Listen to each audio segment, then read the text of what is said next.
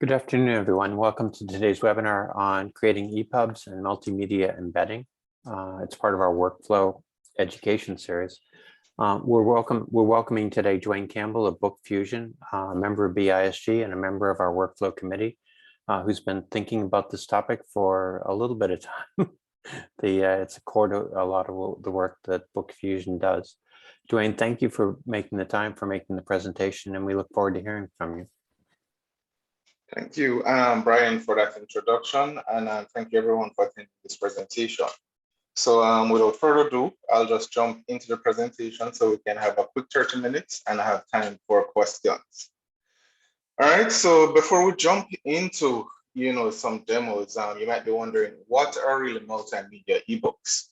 And so multimedia ebooks are basically any publications that include one or a mixture of audio, video, images, right? So all three elements can be used and added to books to provide a much richer and immersive reading experience. So when you think about the current landscape for reading ebooks today, as tablets and smartphones and other capable devices continue to grow in popularity, and combined with the competition that content creators have with the competition for readers' time, it is really unreasonable of us to expect consumers to be satisfied with just the flat representation of print that they have today. So if you look at it, memes took over Wall Street last year. And so these are basically images and some of them with some small animations. And TikTok is currently consuming potential target readers with bite-sized videos. So likewise, on the content creator side or publishers side or authors, right? Gone are the days when you would distribute CDs that have video and audio elements to complement your books, right? So even new cars are not being made with CD players today. And so these issues and more are some of the reasons and primary drivers why a new ebook format was developed, and so why EPUB 3 really came about as well. And so before we dive into the rest of the presentation, we'll just quickly whet your appetite with some examples of multimedia ebooks before going further. All right. So let's start with having video embedded.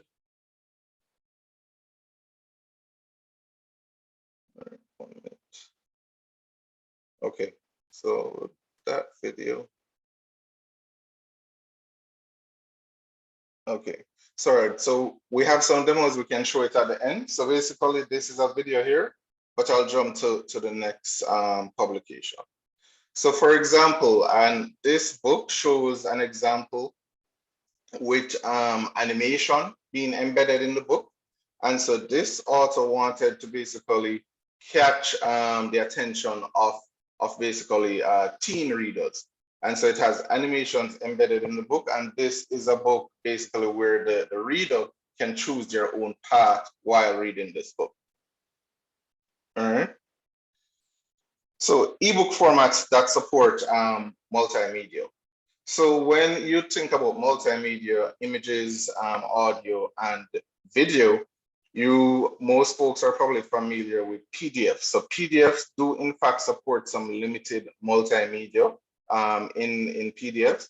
However, they're very limited. And so the best way to really support a limitless multimedia and provide the best reading experience is to look at the EPUB 3 standard. And so the EPUB 3 standard is basically a format of digital publication that provides a single mechanism to allow you to represent, package, and distribute structured and enhanced content, which include HTML, CSS, JavaScript, and various other resources such as audio and video. All right, so now we have the example. So an example here would be of a multimedia ebook. So for example, this is video.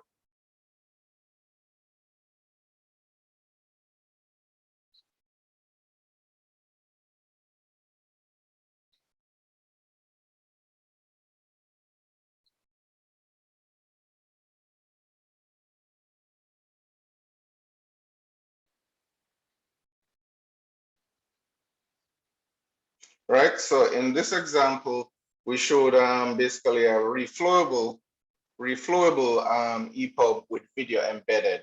And so as you see, the end user had full control of the video. They could maximize it, they could do PIP, they could seek, they could mute the audio.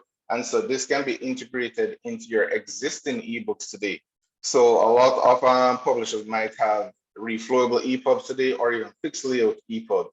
You can immediately leverage and enhance your existing publications by embedding video, for example. All right. Now, what about using audio? So why should somebody that's learning a new language not have audio integrated and combined with some kind of interactive questions? So in this example, we'll show you basically a listening exercise. You know, I did the exercise. I do not speak Spanish, so I made some random guesses. But basically at the end, you listen to the audio, the student would select the answers that they hear and then be able to validate the responses.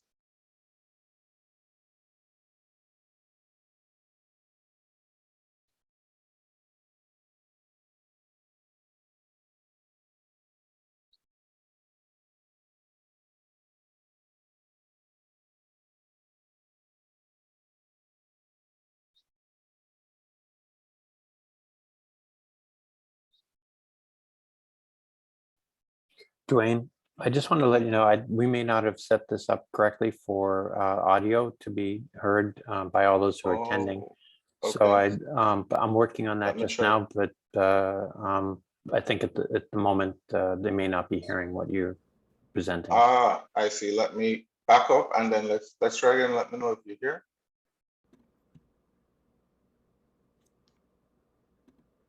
Page 12. Activity 5. There you go. Escucha y escribe. 1. Tengo un libro. Tengo un libro. 2. Tengo un lápiz. Tengo un lápiz. 3. Tengo un sacapuntas. Tengo un sacapuntas. 4. Tengo un borrador. Tengo un borrador. All right, so at the end you hit validate and the student would know what they got right or wrong. So this is just a quick demo of showing that. So basically it does not stop there. As you can see with EPUB tree and multimedia, the world is literally now your oyster. You can integrate these elements any way that you see fit. So just thinking about cookbooks are popular, for example, as well. Why not have various snippets of videos to create an enhanced cookbook? Right, and so let's move on to the next slide. So that was just what's in your appetite, just to show you different ways we have created integrated multimedia rather into various publications. So while we continue through the presentations, feel free to drop in the chat any ideas that you came up with on how you would go about integrating multimedia into your publications. So to start, the next question that you might have, okay, now that multimedia is supported across supported in ebook publications, what platforms support these formats? So let's start with Apple Books, for example. Apple Books, to be honest, was one and probably continues to be one of the best platforms that support the EPUB tree spec without a lot of modifications. And then obviously we also have BookFusion. We support the same EPUB tree spec and more without modifications.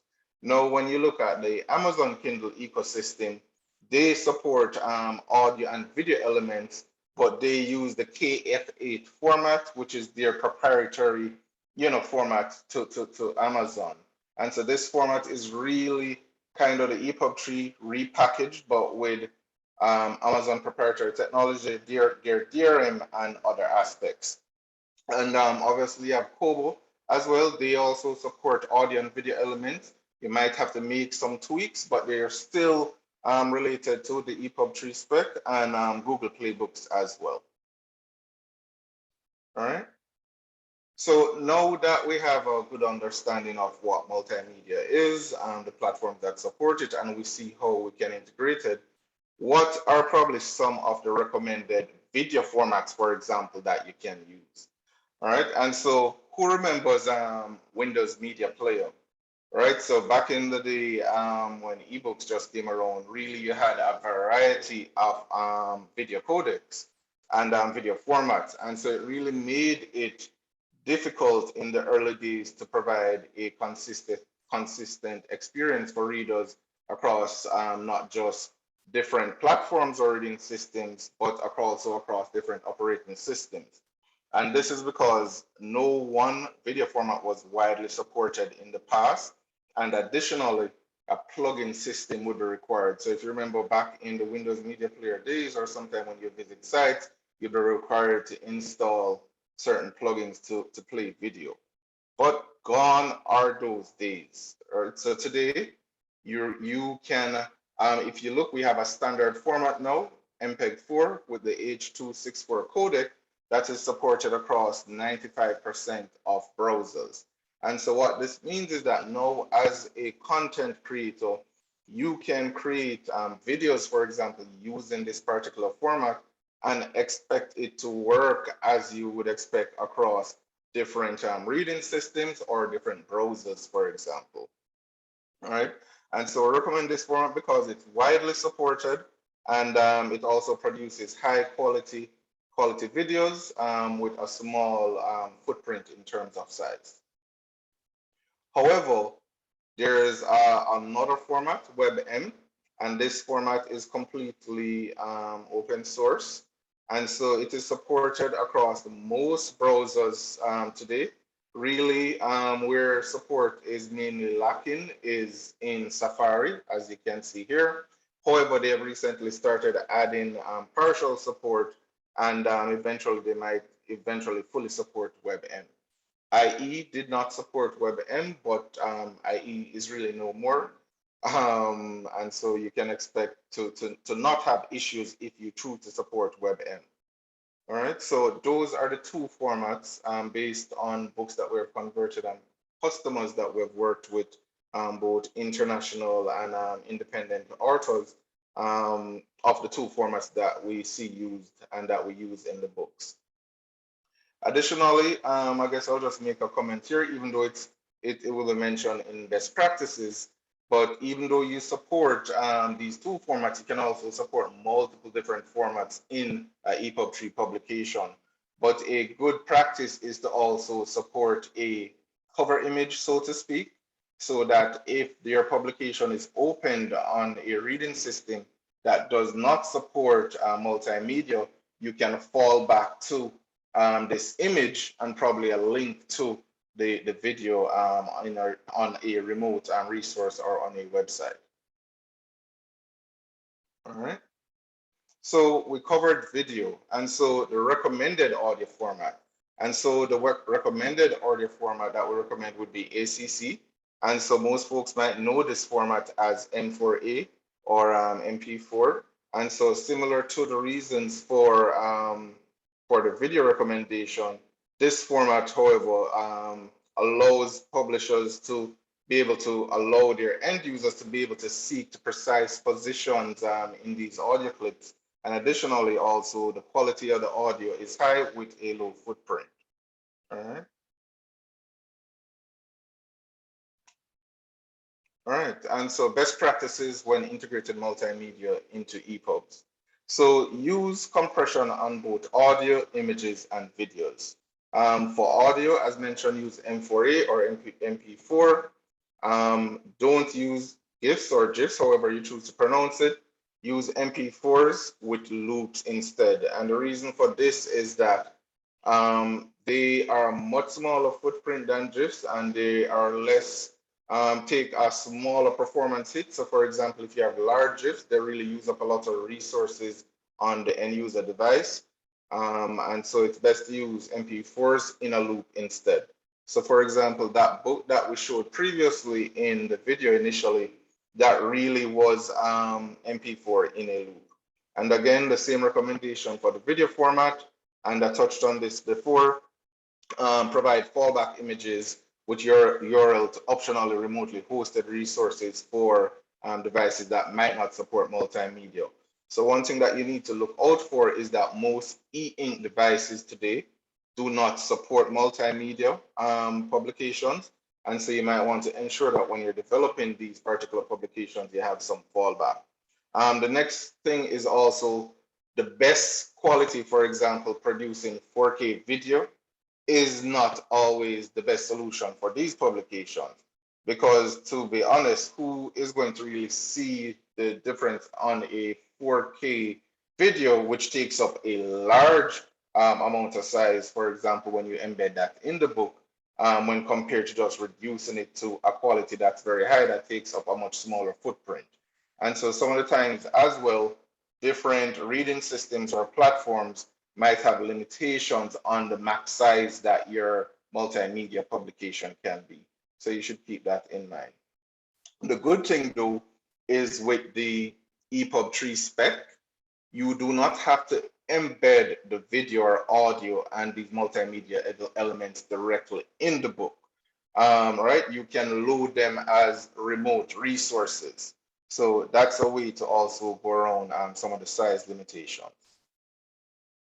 All right, so let's quickly touch on some tools to optimize multimedia before implementing them or integrating them in your publication, for example. So all these tools are free to use, and just some quick ones, JPEG Optim. And so you can use these to optimize JPEGs, get a high quality and reduce the file size. You have FFF MPEG, and you use these for optimizing audio and video, and PNG Crush for optimizing PNGs. All right. Okay, there we go. All right, so as a content creator, you might now be wondering, and these are just, quick talking points. They're not meant to be detailed since we have a limited time, but you might be wondering how to go about adding multimedia content to your publication.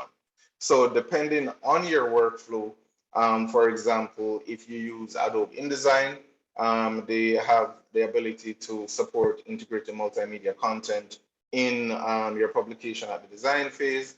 If you also have a team dedicated or a service provider, they can then leverage the EPUB 3 spec and really use the HTML5 standard to integrate video and audio into these publications. So just using a snippet here, really this is most of it without looking into the manifest or the EPUB and stuff like that. So really for video, for example, you're going to use the video element here and just embed that particular resource. All right, and so this is just a screenshot here, and then similar for audio. And so you can have access to this to take a look and play with how you embed these various video and audio elements from the developer page on Mozilla. All right. Now, you might be wondering, okay, so we have seen how to integrate multimedia audio and potentially images. We had other examples that we could have shown for multimedia, specifically thinking about at the university level where you have presses. You might want to include presentations or slideshows. You can also include those in your publication as well. However, going beyond multimedia, or rather taking multimedia a step further, we'll just show you now some of the examples of what you can do with books. So basically, your creativity is now limitless. You can now have very rich and immersive reading experience by not just leveraging multimedia, but integrating CSS, JavaScript, and other elements, right? And so these are just a few examples. In this one, this is a multimedia example. And I believe BISG have upcoming webinars about this. Harriet is busy scratching for nice things to eat. Then she spies Egbert, the chicken hawk. Right? So this, as you can see, would have included some aspect of multimedia, which in this case, audio and images, but it goes a step further. So this is known as media overlay. All right, now let's take it a step further. Now, before kids would have to print out worksheets. Now you can really leverage the rich interactivity of these publications. So now students can color and trace letters. You can do this on your laptop, on your tablet. You know, so this is me doing a quick demo here just to show that functionality. Right, obviously, I'm not coloring too well, you know, so I might need to go back to kindergarten. So this is just showing that example there. And then moving to the next example. Harriet is busy. Next page. And so you can even embed full-blown games into publications, right? And so this is just showing you an interactive spelling game that you can also now embed in your publications. And I'm just showing you this to show you that what you can do now with books is basically limitless and up to you, the content creators, as you move forward. So now the landscape is wide open, and so you can move forward creating these richly enhanced books. All right, and that's it. All right, so I made it in time. And so thank you for listening, and let me know if you have any questions. Dwayne, we have a few questions that I'd like to pose for you. And but first to say thank you. I know that this is a vacation week for you, and you've carved out a little bit of time for us to both to prepare, but also to participate in this webinar. Eileen was asking if we run an EPUB with embedded audio and or video through Kindle Previewer, does that give the publisher an accurate idea of how the Kindle version will behave? Or are there glitches that you might reasonably expect? All right, so to answer that, what I would say, so I do not really create publications directly for the Kindle per se, since they use KF8. But you should be able to get a good preview there to see what it's like. And you could then generate that publication and then give yourself a sample to look at that experience. So it should be relatively accurate. Thank you. And Kristen was asking, how are accessibility apps and devices handling multimedia in an EPUB file? I mean, how do you account for the WCAG guidelines in that regard? That's a good question. So one, when we're actually doing a project now with UNICEF where we're going to be actually creating some accessibility features and documents. And so when doing that project, what we realize is that when you're creating these publications, you should first ensure that you follow the same web guidelines. So for example, all images should have alt tags. You know, if you have buttons, they should be labeled, stuff like that at a basis. So that publication itself should still follow accessibility guidelines. And then obviously the next layer is that accessibility is a partnership with the content creator or the publisher or authors, and also the reading system. So likewise, again, the reading system needs to ensure that they have support for certain accessibility features to also expose some of these elements that would be in that publication. There's a question that came in from Diana about the cross-section of devices. I think you touched upon this a little bit, but what e-reader devices typically support multimedia? I mean, there's you talked about e-ink is probably not, but are there others that are either definitely yes or probably no? Yeah, so if we look at all smartphones and tablets outside of e-inks, they all support multimedia formats. So let's use the Kindle app, for example. Most of the Kindle app, the Kindle Fire all supports multimedia, but the e-inks would not support multimedia, but that might change, for example. So if you carve out just e-inks, all other e-reader devices usually support multimedia. Is there a resource? This is a follow-on question, I guess, from me. Is there a resource that publishers or people interested in this topic can consult? Does W3C maintain a list of functionality for different types of devices and platforms?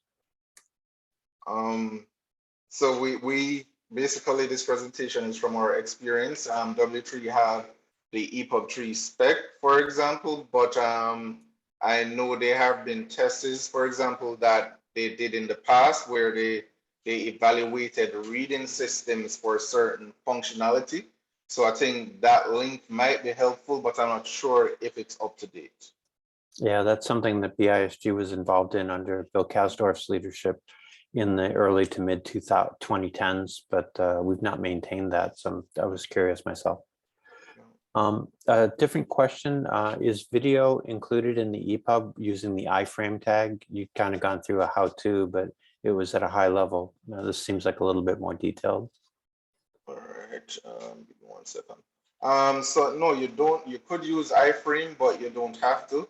Where is it? Yeah, you don't have to use iframe to integrate and embed the videos at all. So there are 2 ways that you can embed this video. You can have it packaged in the EPUB container and then reference it, and you can also load it as a remote resource. And that your focus, I think, as you talked a bit about compression and file size, that's one of the reasons why you want to make it as small as practical while maintaining the quality that you'd like. Yep, exactly. So as you have users that access or read your publication on various devices, you want to limit one, not the download size, but also the impact that it might have on their devices. So storage space, for example, and also rendering time. And then the next limit is some platforms or reading systems will also limit what you can upload as well as a full publication. So you have to make those optimizations for sizes and quality combined. Thank you. And Davia asks if BookFusion, your platform, supports the HTML5 ebook format. Oh, most definitely. So I would say BookFusion is one of the platforms really pushing the boundaries of EPUB 3 and building on top of what the EPUB 3 spec is. So we support basically most of, if not all, the HTML5 spec. And so we support that as well, those video formats. Well, great. That actually captures all the questions that we received as a result of your presentation. Dwayne, if folks ask, is it possible for us to get a copy and share the presentation with them? Oh yeah, most definitely. Thank you. Appreciate that. So for everybody who's come today, thank you for being part of this conversation and for your questions. And Dwayne, thank you as well. As I said, on vacation, that's above and beyond the call of duty. All right. Thank you guys as well. And thank you, Brian. Thanks. Everybody take care. Take care.